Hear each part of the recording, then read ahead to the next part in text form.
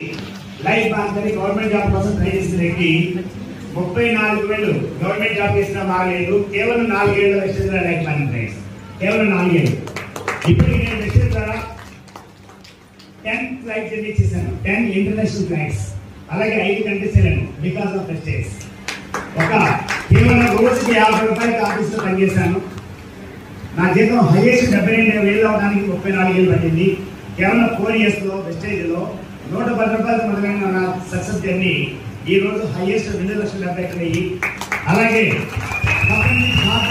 తీసుకున్నాను. నేను ఒక్కడే కాదు, నా టీంలో 11వ కార్డు ఈ రోజు లాంచ్ అయింది. ఈ రెండింటికి 50 కార్డుల లక్ష్యంతో వచ్చేస్తున్నాను. ఈ టీంలో ఎవరెవరి కార్డు కవర్ చేయాలి, అందరికీ వస్తుంది. ఈ ఏడు 50, నెక్స్ట్ ఇయర్ 200 కార్డులు రాబోతున్నాయి.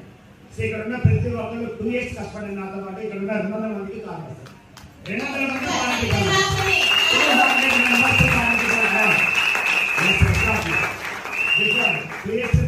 మన టీం నుంచి 22 మంది టాలెంట్ రావడం జరిగింది. మరి ఈ సంవత్సరం మన టీం నుంచి దరిదాపుగా 100 ఫ్యామిలీస్ వెళ్ళబోతున్నాం. అంటే దాదాపుగా 150 కపుల్స్ మినిమం వెళ్ళబోతున్నాం. అంత పెద్ద లక్ష్యంగా వచ్చేస్తాం. కాబట్టి ఇంత మంచి అభిమానం సంపాదించడం నాకు చాలా చాలా ఆనందంగా ఉంది. ఎస్, నా టీం నిజంగా చాలా అద్భుతమైన టీం.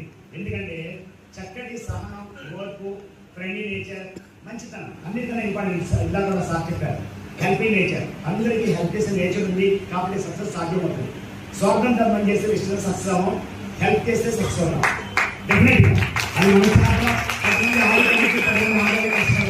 డెఫినెట్గా మనం సాధిద్దాం. మరి దానికి నాకు సపోర్ట్ చేస్తున్నాను నా శ్రీమతి పూర్ణిమ గారు. ఎప్పటికప్పుడు చక్కగా చిరునవ్వుతో సాధిస్తూ మరి ఇంత సక్సెస్ కారణానికి మేడంకి నేను సభపరంగా ధన్యవాదాలు తెలియజేస్తాను. Thank you very much.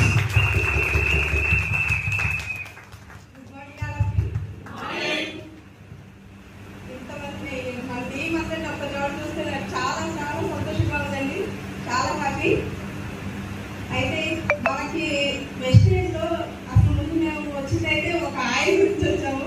కానీ ఇద్దరు వచ్చాక మాత్రం ఇటు ఆదాయం అంటే హెల్త్ అసలు 2 రకాలుగా మాకు బాగా ఉపయోగపడుతుందండి.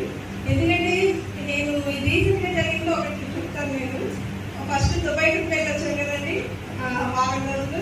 మళ్ళీ వెంటనే కుంభమేళాకి వచ్చాము. అయితే అక్కడ నడిచాము, ఇక్కడే నడిచాము. కుంభమేళాకి అయితే 7 kilometers నడిచేవాడు, వెళ్ళేటప్పుడు వచ్చినప్పుడు 3 kilometers, 10 kilometers. అసలు నేను అంత దూరం నడుస్తానైతే నేను అనుకోలేదు.